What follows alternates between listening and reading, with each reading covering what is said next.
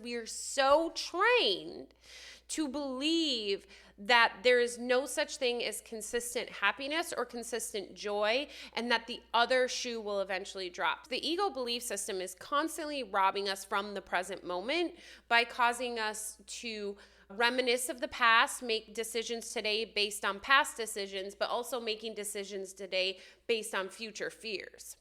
Welcome back to one's journey of unwinding the mind and, of course, your daily microdose. Now, tune in to the latest episode of One's Journey. Today, I want to cover an interesting topic, but let's start off with that the best defense is no defense.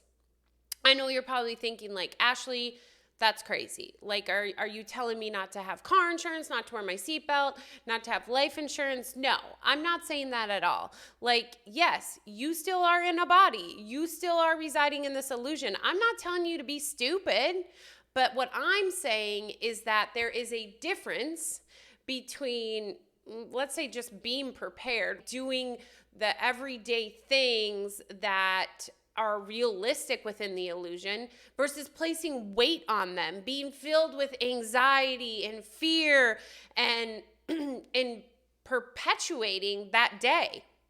A lot of people walk around in this illusion with significant fear of, dying. I mean, we have a whole video on that literally most of our lives are planned with the understanding of death. Like, I got to do this before I die. I need to spend time with people before I die. It's just a constant, if I die, do this for if I die. Even, life insurance can be seen that way. But it's when our intentions are coming from a place of fear or a place of love. We talk about that all the time. Which belief system are we making this decision from?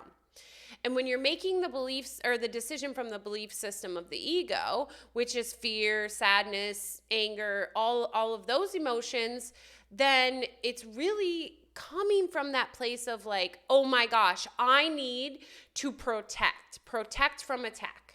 Constantly in a state of protection from attack because we believe attack to be true and we believe it's going to happen every day of our life. Does it happen every day? Most likely no. In the larger form, like being robbed, getting into a car accident, all of that. But when we are making that decision from a place of love, it's like, okay, reality is these things can happen. Are they going to, ruin my day? No. But can I do things that will assist in it not being like this crazy disaster? Yeah, I can have life insurance. I can have car insurance. I can wear my seatbelt. I can do the things that keep you, quote unquote, safe, but not in the manner of fear-based.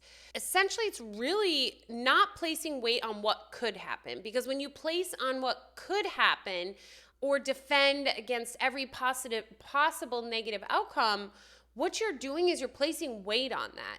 And as we've said before, when we place weight on something, when we anticipate it, it is much more likely, first of all, to become true, and it is much more likely to have a significant impact on our day-to-day. And this really plays into as well that the ego belief system is constantly robbing us from the present moment by causing us to reminisce of the past, make decisions today based on past decisions, but also making decisions today based on future fears. The fear of not obtaining this or not getting to a certain state or coming in turn with some disaster. Again, I'm not telling you don't do the things, don't be stupid, but also check yourself. What is your intention behind that? And if you find that your intention is coming from a place of fear, again, that is an opportunity to get curious. What narrative is still playing in the background that seeks your forgiveness at the level of the mind? The remembrance that this past memory you have didn't actually happen. A lot of times there's a statement waiting for the other shoe to drop.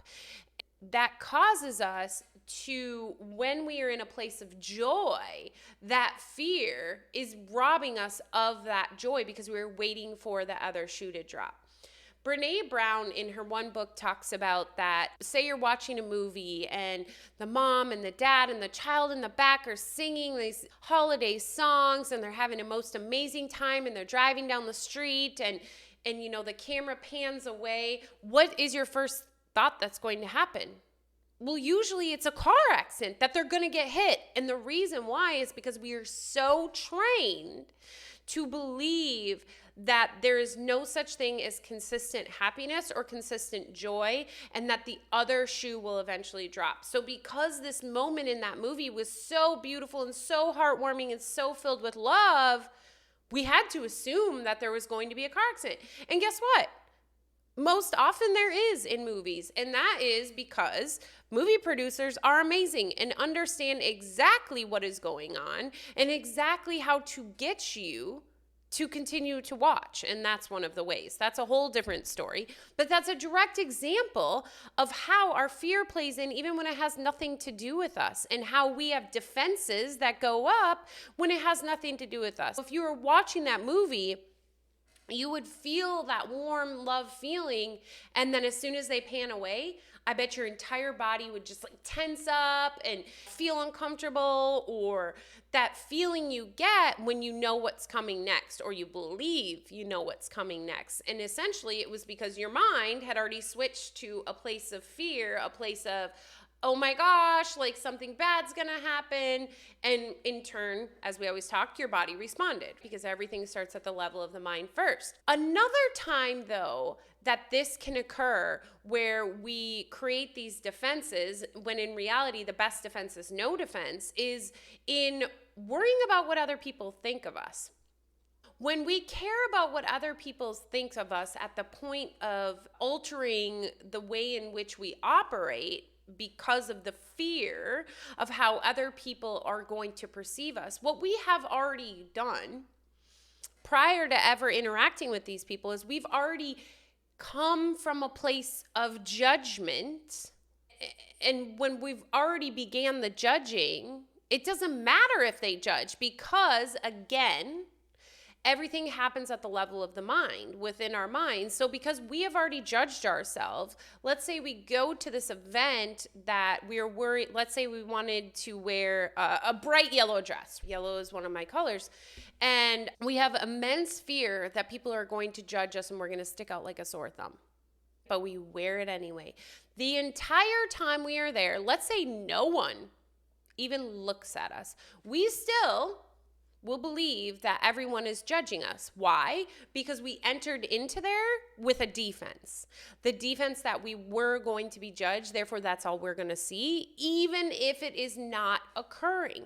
When we are here creating all of these pre-defenses, what we're really doing is we're already telling our mind, I want to go with the fear. I want to go with the ego belief system of fear and judgment and separation.